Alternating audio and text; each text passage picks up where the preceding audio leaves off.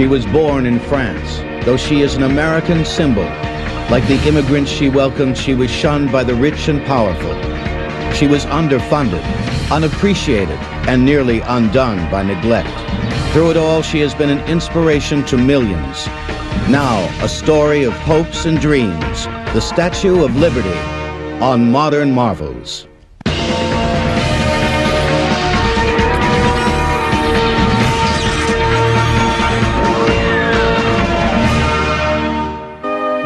When the American colonies revolted in 1776, the world recognized the rising tide of freedom.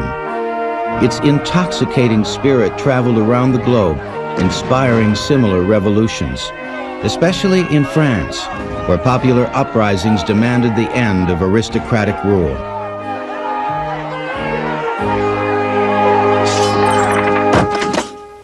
And so, when the fragile American Union exploded into civil war in 1861, the world held its breath. Over a 4-year period, the American landscape was bathed in blood, as over 500,000 men were slaughtered on the fields of battle. More than 4 times the U.S. casualties in the Vietnam and Korean Wars combined.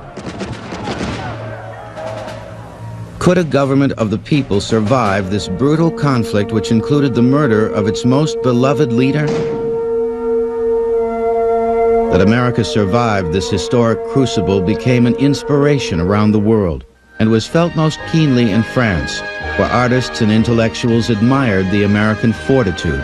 It was during an 1865 dinner party in the Paris home of Professor Edouard de la Boulaye that the idea was first suggested. Create a monument to honor America on its 100th anniversary as the cradle of liberty. It would be designed by one of the dinner guests, Frédéric Auguste Bartholdi, to express the admiration of the French people.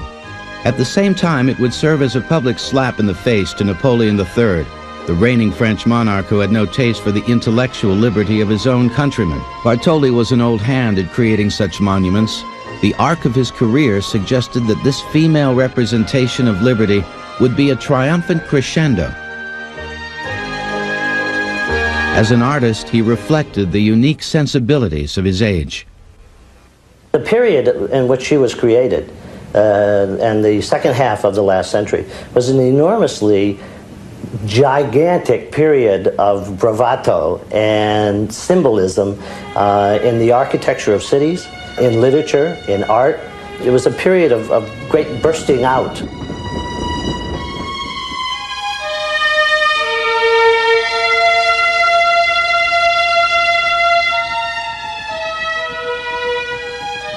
Bartholdi's early sketches captured the work's ultimate attitude and pose, but it was the image of his mother's stern face which supplied the enigmatic expression. The final work would be called The Statue of Liberty Enlightening the World, and its size would mirror the mammoth proportions of the New World itself. It would stretch over 305 feet high. The figure would be composed of 450,000 pounds of hammered copper plates, enough metal to press 30 million pennies. The nose would be 4.5 feet long, each eye 2.5 feet wide, the face more than 17 feet from chin to brow. Over 300 metal plates were needed to complete the figure, designed to interlock in an artistic technique called repoussé.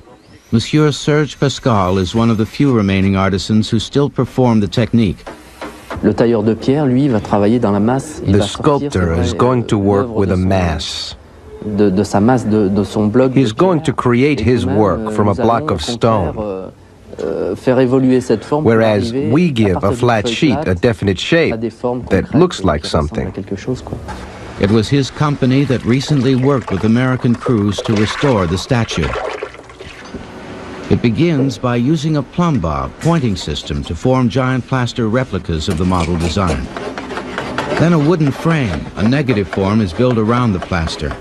Into this frame, the copper sheets are formed. In the repoussage technique, we start out with a flat sheet of metal. It has to be shaped. It has to be what we call round embossing. We had to introduce heat up to like 400 degrees Fahrenheit to be able to get that the forms to bend properly. Hundreds of different types of hammers, because each hammer had a certain amount of bounce to it, a certain amount of pressure that it could perform, a certain amount of pebbling effect that it would perform. Nous sommes les héritiers, si vous voulez. We have inherited, if you will, this technique from our parents, who with others helped make the Statue of Liberty in France. Par exemple, en France. It's both a tradition in the family as well as in the trade. Because the final structure is hollow, keeping the statue shell stable is an equally difficult engineering task. Up to this time, the statues of this size were all solid. And that was the original concept for this. The original architect-engineer that was working with Bartholdi was Viollet-le-Duc. And he had a plan for filling the interior with boxes of sand to give it stability so the wind wouldn't tip it over and so forth. In a divine act of providence, Leduc suddenly died, and so did the notion of stuffing the statue with sand. Instead, Gustave Eiffel, the engineering genius of the Eiffel Tower fame, proposed a radical new concept. His concept, which is entirely new, was to build a tower, an iron tower, and then frame out from it and support the copper statue, which was very much like a dressmaker's dummy. The result was a monument which inside and out captured the imagination. Its structural support was as radical as the new social structures defining the American ideal. Eiffel had mentioned that it was a magnificent space, a cathedral kind of space inside. Bartholdi himself chose the site for his statue in America, a small patch of land in New York Harbor called Bedloe Island. It was an overgrown oyster bed named after an early Dutch settler who purchased the property from the Mohican tribal nation. The United States had built a fort on the island in 1800, and it served as the site for a military hospital, communication center, and ammo dump during the Civil War. Bartholdi's vision to erect the statue here was a bold move and a logistical challenge which would demand substantial funding. So in 1874, he formed the Union Franco-American Committee to raise the funds through public lotteries. He had already decided to begin work on the copper repoussé before the money had actually been donated, hoping that there would be sufficient contributions to finish. Bartholdi's Paris workshop was big and loud and packed with an army of exacting artisans. Even ex-President Ulysses S. Grant dropped by to watch the progress. But the work was slow and underfunded. By 1876, the year the statue was to be completed, only the right arm and torch were in shape for a presentation. They were sent to Philadelphia as part of the American Centennial Exposition. The hope was to build interest and generate contributions towards the completion of the gift. By this time, Bartholdi had decided that France would supply the statue and America should construct the pedestal, even though the United States had yet to accept the colossal gift and Bartholdi hadn't acquired the rights to use Bedloe's Island. Bartholdi's fundraisers included lotteries, fancy dinners, and a lunch served to 20 reporters inside the statue's right leg. The Statue of Liberty will continue in a moment on Modern Marvels. We now return to the Statue of Liberty on Modern Marvels. What a weird idea to give a huge statue. And there was a lot of pulling and pushing, saying, no, we don't want it. And finally, the US ambassador had convinced the Congress to say, no, you must take it because the French are going to be upset.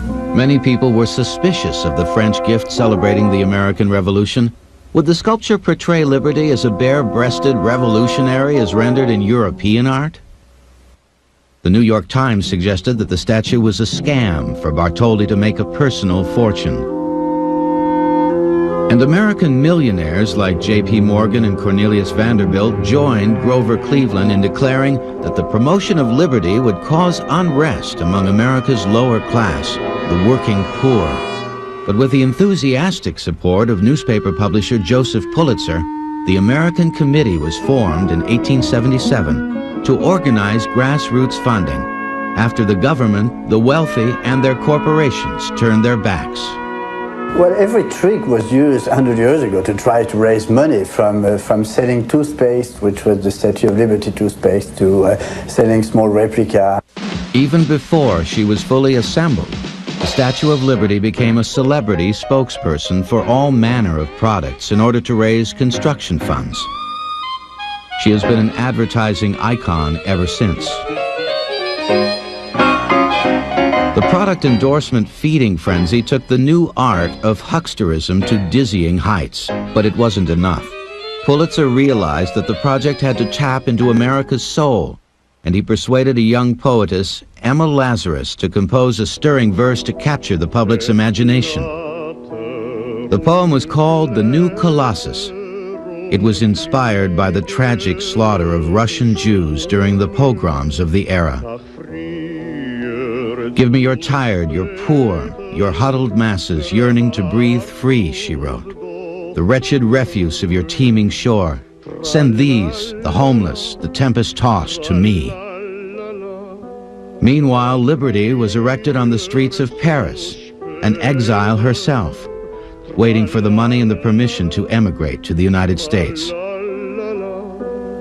Though many French citizens were determined that she not be given to a seemingly ungrateful America, the finished statue was presented to U.S. Ambassador Levi P. Morton on July 4, 1884. 1 month later in the United States, work began on construction of the statue's gigantic pedestal, a 154-foot-high behemoth, nearly as tall as the statue itself. The foundation would be recessed 53 feet into the earth to support the massive weight, and spread over more than 8,000 square feet at the base. It was the largest placement of concrete, mass concrete, that had been done up to that time. And it was still in a state of development. The cornerstone was a 6-ton slab of Connecticut granite set in place on a rainy afternoon ceremony on August 5, 1884. Yet the celebration was short-lived. Less than 3 weeks later, the project had exhausted its funds and work stopped. So the statue was accepted, was built and ready to be shipped, and there was still no pedestal because there was no money to really pay for this pedestal. Once again, Joseph Pulitzer attacked what he called the American disgrace by rallying the support of the American people, offering children, the poor, and the humble an opportunity to donate their pennies and nickels to the effort, and in exchange, see their names printed on the front page of his newspaper.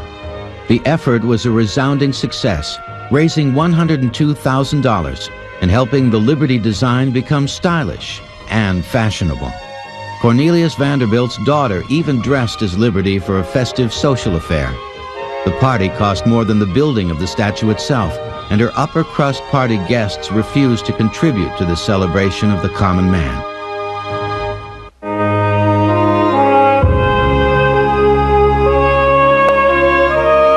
June 17, 1885, the Statue of Liberty arrived in New York Harbor. More than 300 pieces distributed in 214 numbered crates. It would take over 4 weeks before the crates were even unloaded. But there was no hurry. Construction of the pedestal had yet to be completed. For 10 months, Liberty's assorted body parts littered Bedloe's Island until the work of bonding the enormous copper plates to the iron armature could begin. A spiraling staircase was attached to the center structural beam, which allowed workmen access to the elevated points at which pieces would be secured to the frame. Though now closed, this same staircase was once used by visitors to climb to the top of the monument through the hollow cathedral of Liberty's form. The giant jigsaw puzzle didn't always fit as planned. Liberty's crowned 7 rays of light, representing the 7 continents, was positioned too close to her right arm, allowing a dagger-like ray of light to actually pierce her copper flesh. That was what we referred to as a birth defect. That occurred while it was being constructed. It was the artist himself who was responsible for the flaw back at the studio in Paris. Bartholdi, the sculptor, asked for a modification, which is, after all, the least that a sculptor doing a work of this size would be expected to ask. The modification was to raise Liberty's arm and torch a few degrees higher than the original design. But this change compromised the statue's structural strength. Because it was moved, it became much less stiff, much less strong, and took a lot of ingenuity to make it work. The defect, often blamed on the American workers who assembled the statue, remained uncorrected for the next 100 years.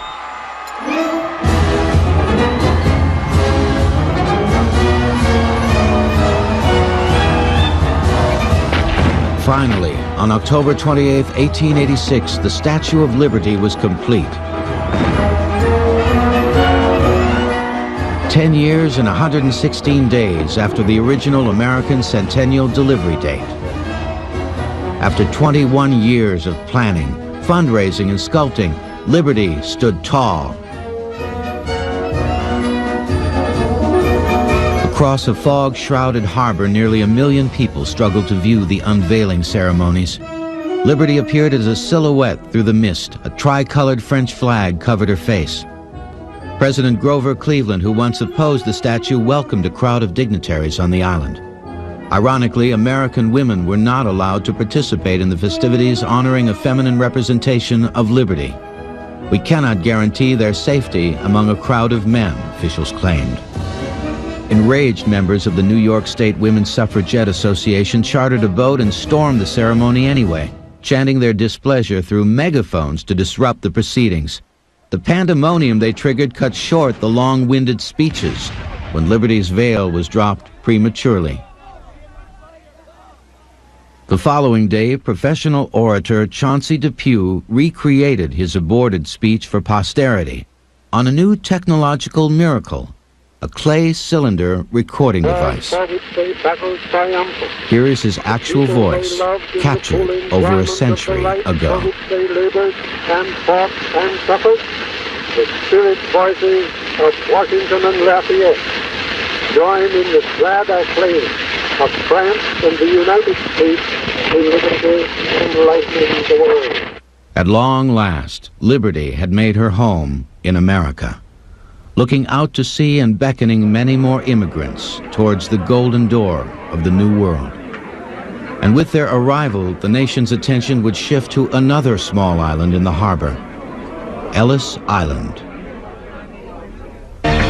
Bartholdi also created a second American sculpture, the 15-foot-tall statue of the Marquis de Lafayette in Union Square, New York City. The Statue of Liberty will continue in a moment on Modern Marvels. We now return to the Statue of Liberty on Modern Marvels. Cabrera, Behoud, Einstein, Garibaldi, McCormick, Nielsen. Form a single line. Mein Name ist Hermann Müller. Ich komme aus Hamburg in Deutschland. 40% of the American population can trace somebody back in his family through Ellis Island. And I really think that that's what America is all about. In 1890, New York City was digging the subway system. So they were able to take the landfill from the subways, bring it out to Ellis Island. So Ellis grew from 3.5 acres in size to 27.5 acres. Like Liberty Island, where the statue stands, Ellis Island was a forgotten patch of land. This mass immigration that was coming was very financially beneficial to the steamship companies. They would go over, say, to a small village in Italy and put up posters of a cornucopia, and immigrants literally believed that there was gold everywhere. 1920, my father aged about 33 and my mother was about 30, and my sister, who was 5 months old, and myself embarked for America. The Golden Medina, the land where the streets were paved with gold. We sailed out of Genoa in the month of January 1920, and the ship was always stopping on the way to pick up coal, and it took us 30 days to get here. The ship was crowded. It wasn't clean. We were frightened. The smell of bodies all over the place. It was difficult living aboard. And we were hungry. We were so hungry that I remember vividly that my father and I went up to the first deck and found the garbage cans on that deck. And the garbage cans, we dug down and brought up food. And we brought it down for my mother, and my mother would never eat it. The steamships would pull into Manhattan, and two medical inspectors from Ellis Island would board the steamships and go to the cabin class people and the first class people and give them a very quick medical examination aboard the steamship. They felt that if these people could afford the $65 for an expensive ticket, they could obviously support themselves. The people that traveled to Ellis are those that traveled in steerage. While the rich were invited to walk right down the gangplank into Manhattan, the poor were not allowed off the boat. And traveling below deck in steerage, they never saw the Statue of Liberty welcoming them to America. Instead, they were herded onto crowded ferries and shipped to the imposing brick and tile processing center on Ellis Island, a collection of bureaucratic buildings where their American experience would begin.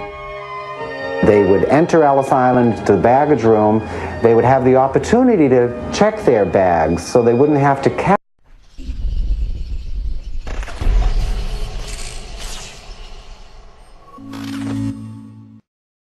them while they were being processed. Well, if you were a Russian Jew escaping the pogroms in Russia, a man in uniform would be very frightening to you. If they were all the possessions you owned in the world, you wouldn't want to give them up. But there was actually an even more important reason why the immigrants held on to their baggage. They knew that they were about to undergo a medical examination. And if they had something wrong with them, they would not be allowed into the United States. So supposing you had a bad leg, you would want to walk and carry your bag in front of your bad leg and to pretend that it was the weight of the bag that was causing you to limp. From the baggage room, the immigrants climbed a very steep and narrow staircase, and they didn't realize it, but as they were climbing, their medical examination had begun. There were two doctors standing at the top of the stairs with a piece of chalk. And as the immigrants climbed the stairs, the doctors were watching to see who had a limp. And if you were lame, you got an L on your lapel. If you were huffing and puffing, you might have a heart condition. You'd get an H. Back problems, conjunctivitis, goiter, hernia, pregnant, scalp infection, senility, suspected mental defect. The most dreaded examination of all was a doctor referred to as the eye man, and he was looking for a disease called trachoma. It was extremely contagious, it would lead to blindness, and if you caught it, you would not be allowed into the United States. And the inspector would stand there with a basin of antiseptic and an old-fashioned button hook. And he would take the button hook, dip it in the antiseptic, flip it into your eyelid, and flip your eyelid back. He was looking for any redness or inflammation, and that was a sign of trachoma. You'd get a TC on your lapel, and you would be put in quarantine until they found out what was wrong with you. My father received a chalk mark on his lapel, and not realizing what it meant, he didn't wipe it off like others did. It seems that while on ship, he shaved with a straight razor and cut his face and had a little scar. And so he was taken from the line for investigation. And my mother was frantic, begging and pleading, and even offered her marriage band they should let him stay in the line. But they took him out. The main hall was designed like cattle stockyards to maximize the movement of human cargo. He had 2 minutes to ask a series of 29 questions. What's your name? Where did you come from? Why did you come here? How much money do you have? Where did you get it? Let me see it. Who paid for your passage? Do you have any friends here? Any relatives? Very often, I think of the enormity of the decision by the authorities. Had they decided to send me back, I probably would have been a bar of soap. Many European Jews denied admission eventually wound up on death lists back home. Many rejected Asians were sent back to hardship and persecution. There were a group, an entire shipload of Italians coming through that did not have their papers. And their papers, their official papers, were ultimately initial W period, O period, P period, without papers. So the workers at Ellis Island, just for shorthand, would say, oh, we have 3 WAPs here and there are 5 WAPs over there. If a person was a Christian, they would put a little crucifix on the top of the page, and if they were Jewish, they would put a circle. Well, the word for that is keikel. The New World was full of surprises. The first was food. The original food concessionaire stole most of the money he was given to feed the immigrants with, and he wound up serving them stewed prunes over dark bread twice a day. He was fired, and as time went on, with fewer immigrants coming, they were able to serve ethnic meals. They would have a German meal at 1 o'clock, an Italian meal at 2 o'clock, and so on. But that led to the problem of the Germans showing up at the Italian meal of spaghetti and tomato sauce, and a lot of them would refuse to eat it, saying it was just too frightening looking. We stayed for 10 days in the big hall. And there were double and triple bunk beds in there, very, very close. And they were very, very crowded, and very, very smelly, and very, very noisy. It was constant turmoil.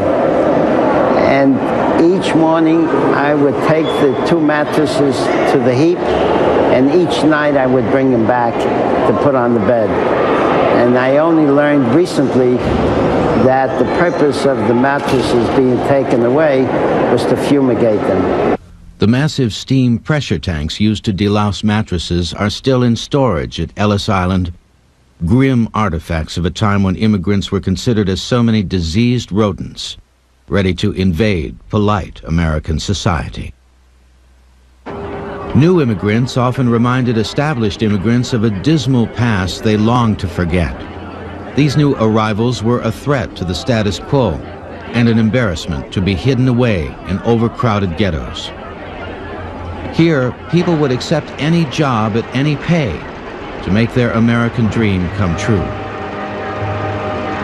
But as the nation grew, the Ellis Island immigrants assimilated into communities coast to coast.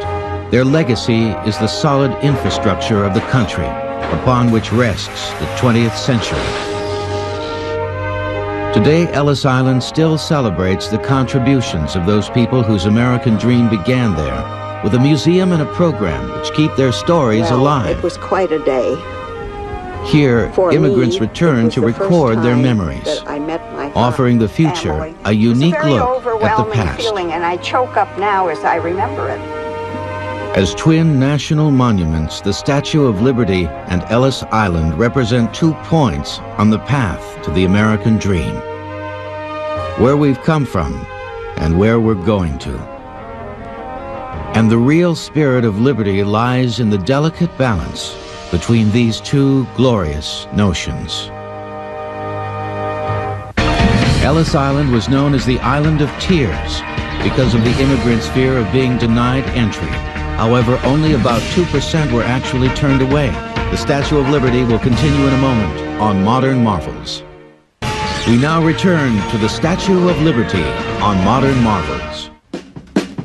By 1900, the sea, air, and elements had changed Liberty's complexion from bright copper orange to pale green.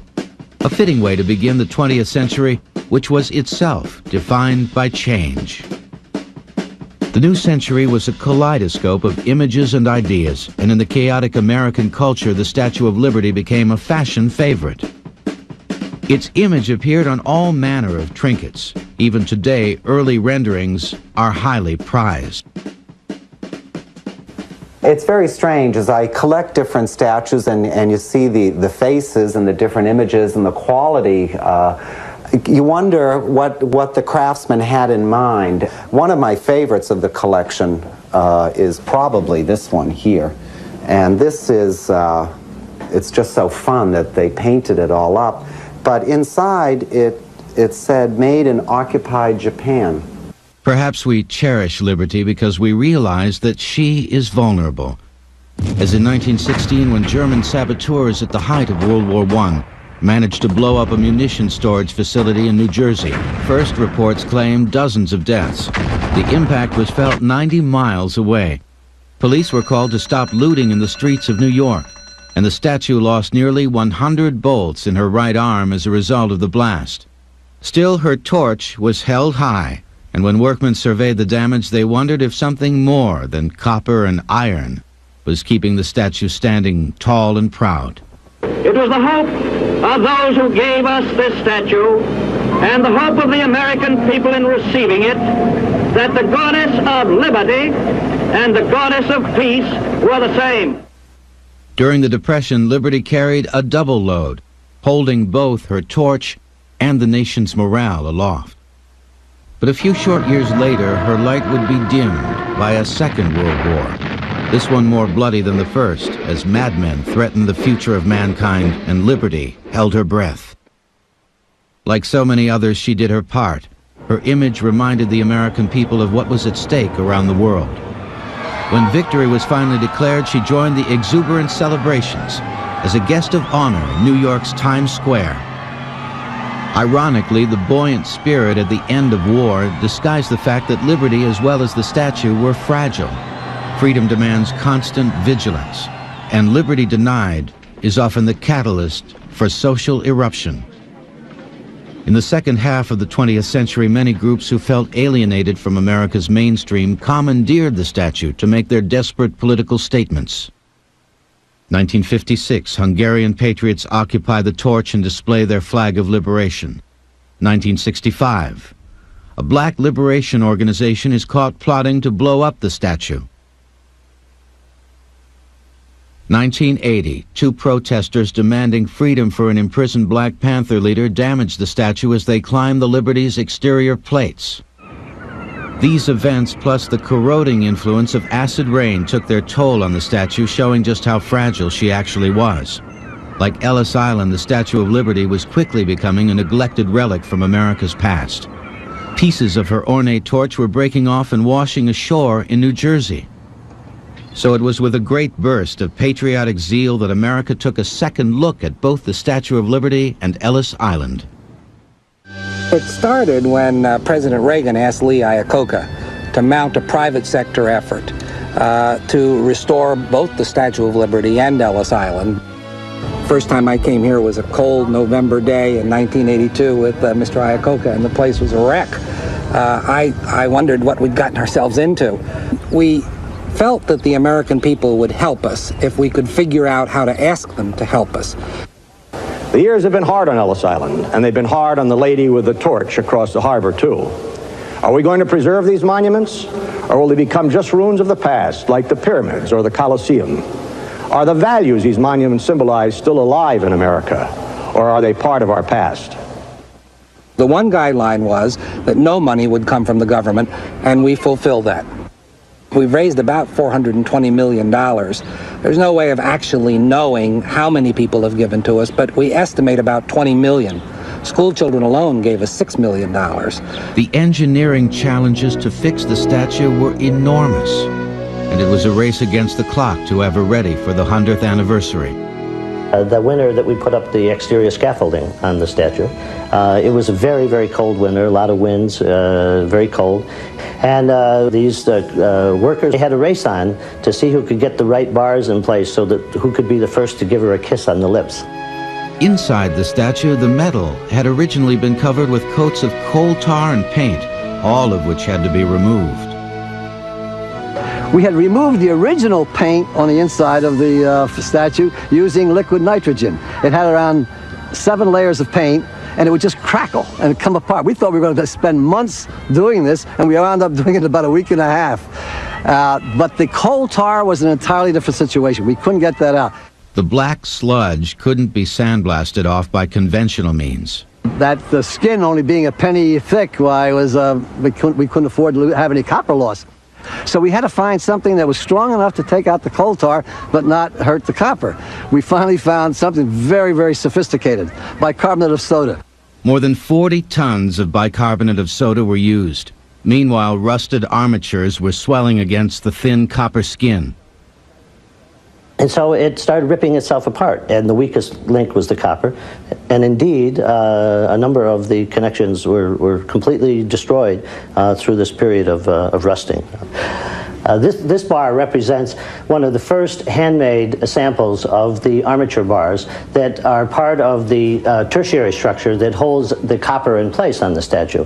And of course, originally, it was very easy to make these because they had already used a process that is called repousser. A literal translation is pushing from the reverse side, in which they made the copper, bent the copper on forms that were reverse forms. So then they just bent these bars on the same forms, and the two matched very nicely.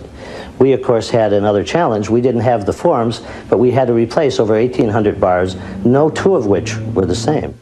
It was exhausting, hand-wrought repousser work, which 100 years after the original construction was becoming a lost art. During the two world wars, in 1914 to 1918 and in 1945, we lost many skilled people trained in this technique. So today it's a technique, like a lot of the arts, which has lacked the craftsmen due to war casualties. French artisans were the only workers in the world who still performed repousser, and their numbers were dwindling. Yet when they came to America to help in the restoration, they weren't welcomed with open arms. There was a conflict as soon as we arrived. In France, when we do sculpture, we can work freely with, for example, with wood, with plaster, with steel, without necessarily a trade union or guild. In your country, there were unions who didn't understand why parts of wood or plaster had to be made for them by others. Fortunately, it was a conflict that was short-lived. We had the Americans join the French and come over. And when they came over here, they taught our American metal workers how to do this repousser work. So basically, the respect that they had for one another and the respect that the Americans had for the French technique wound up being what made them all workable. They became very close friends in most cases. Today, 10 years later, we take Americans into our studios who come to study for about 2 to 3 weeks, to whom we explain the repousser process. Reclaiming the original look and attitude of the statue was a primary goal of the restoration process, particularly when the work focused on Liberty's flame. Bartholdi's original design was for the flame to be a solid object, covered in gold, and reflecting exterior light. But through the years, crude attempts were made to carve out panels and allow light to stream from the inside through colored glass. Gutzon Borglum, the man who carved Mount Rushmore, had made the greatest design change and the greatest error. His awkward recrafting of the flame kept the statue from being watertight. Yeah, that was the source of a lot of the water, with the salt air in the water running down on the inside of the copper and coming in contact with the iron armature that was the original structure within the statue. Today's new flame is Bartholdi's old idea, a solid gilded crescendo, simple and pure. Liberty is again enlightening the world. On July 4th, 1986, the party began. It was called Liberty Weekend, and it was shared with 1.5 billion people around the world. We are the keepers of the flame of liberty. I ask that you all join me in this symbolic act of faith, this lighting of Miss Liberty's torch.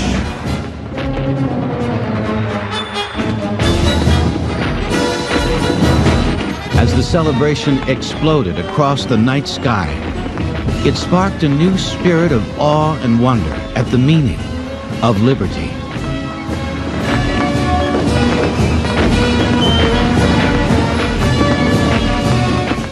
At 17 letters, this is the longest name on the American Immigrant Wall of Honor at Ellis Island. Modern Marvels will return.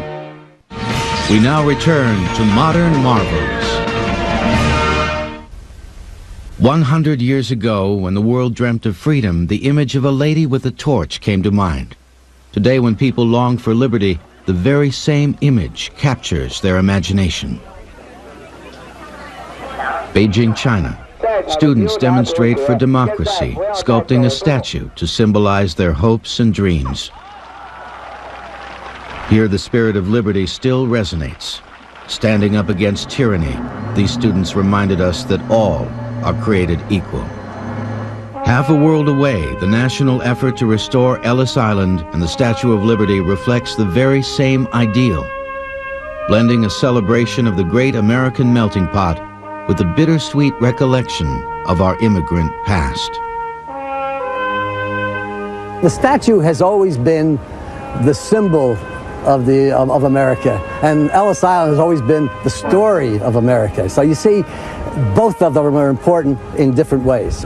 Any American that comes down and sees Ellis Island or Statue of Liberty should walk tall and they should walk proud. It's a great thing that they accomplished.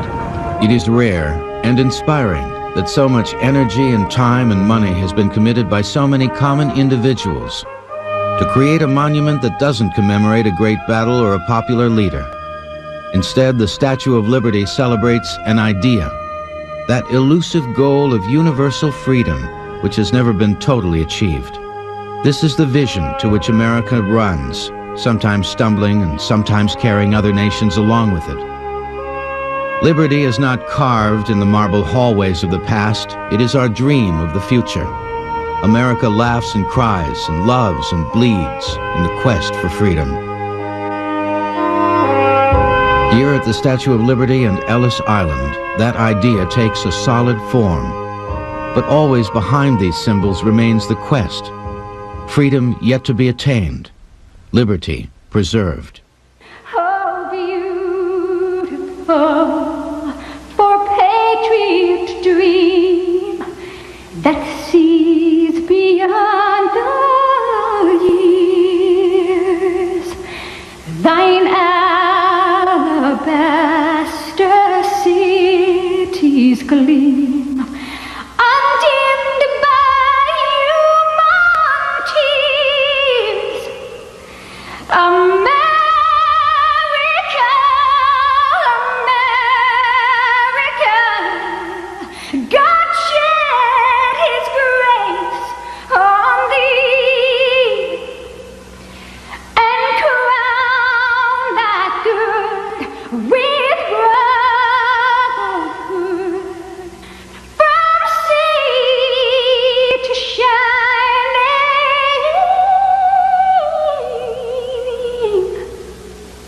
sea.